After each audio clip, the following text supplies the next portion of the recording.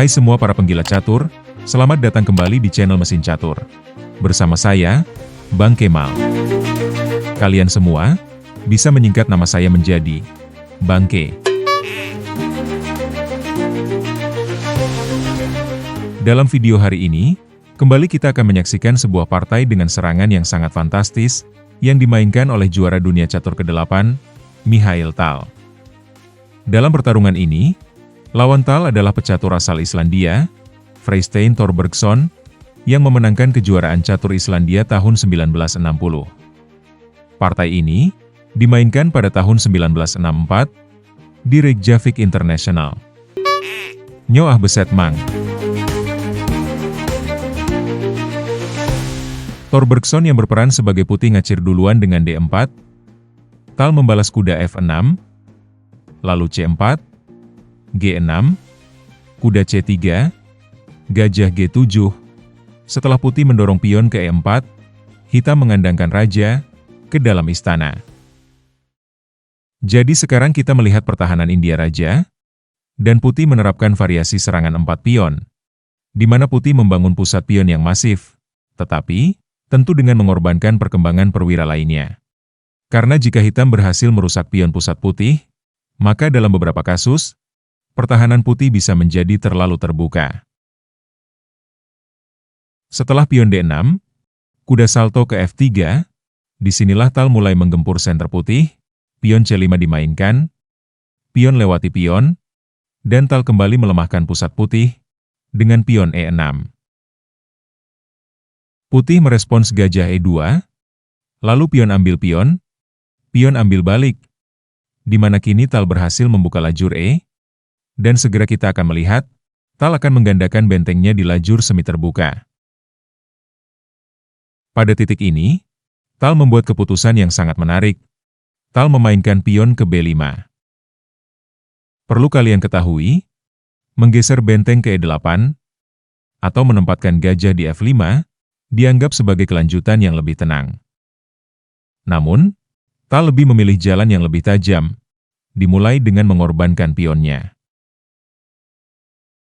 Hitam menerima tumbal pion dengan kuda.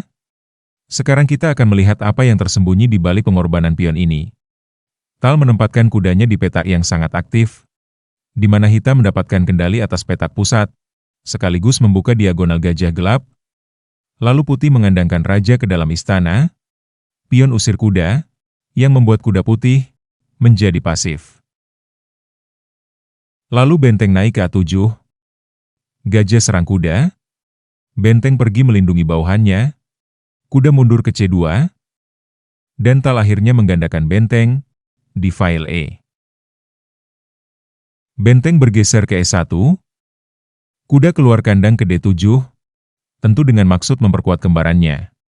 Setelah kuda E3, kuda salto ke F6. Kemudian putih menggeser menteri ke C2, kuda serang pion memperkuat pion, gajah nyelip di D4, di mana hitam sepenuhnya mengendalikan posisi.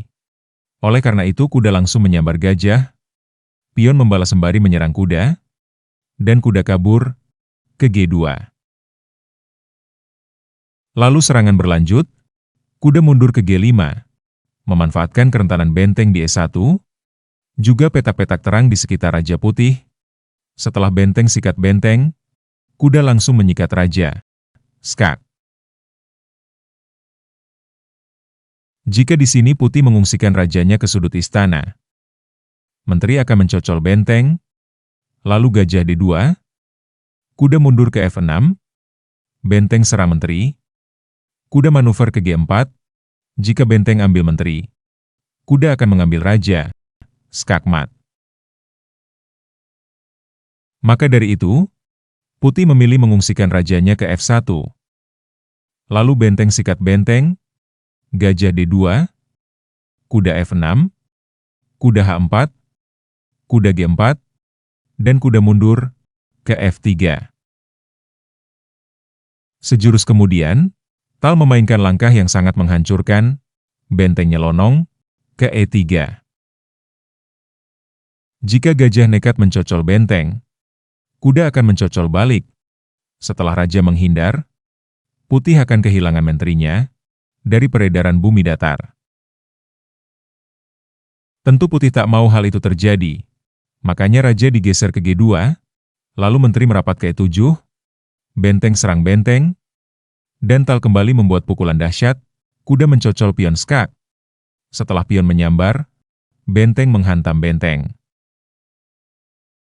Setelah kuda membalas, kini datang Menteri ke H4, di mana perwira-perwira putih tidak lagi bisa melindungi Raja, dengan ancaman skakmat dalam 2 kali gebrakan, membuat gajah harus mundur ke C1. Langkah ini bertujuan untuk mencegah kuda agar tidak membuat penggarpuan terhadap Raja dan Menteri, juga melindungi kotak F2, namun hal ini berarti membiarkan kuda disantap Menteri. Lalu pion serang kuda, kuda mundur ke H6, dengan niat mengalihkan serangan ke F5, Putih mengorbankan pionnya, dan kuda langsung menyambar. Jika di sini gajah mengambil kuda, gajah akan ambil balik, Menteri adu Menteri. Tapi gajah serang Raja skak, Raja lari ke H2, Menteri mengejar.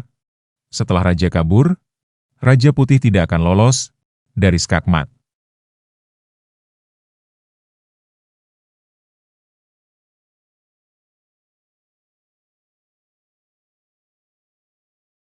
Makanya Putih memilih menjalankan gajah ke F4, kuda serang Raja skak, Raja lari ke H2, kuda terus mengejar, Raja G2, dan Tal kembali membuat pukulan telak terakhir, gajah nyelonong, mencocol pion. Kalau Raja mengambil gajah, Menteri akan mengambil Raja skak. Setelah Raja kabur, Putih akan kehilangan menterinya dari peredaran bumi datar. Membaca kemungkinan tersebut, Putih lebih memilih menewak kuda. Lalu Menteri mingser ke G1, dengan ancaman gajah G4, dan akan diakhiri dengan pion skakmat. Lalu Putih mengambil langkah putus asa, gajah pergi menyikat pion, akan tetapi alih-alih menerima langkah putus asa dari lawannya, Tal terlebih dahulu menyerang Raja skak. Raja menghindar ke F2, Menteri cocol gajah kembali skak. Setelah Raja kabur, dan pion menghabisi gajah, Freystein Thorbergsson akhirnya langsung mengibarkan bendera kuning. Karena dia sudah tak sanggup lagi dikadalin Mikhail Tal. Sebab, Putih sudah tidak bisa berbuat banyak, dikarenakan sudah kalah materi.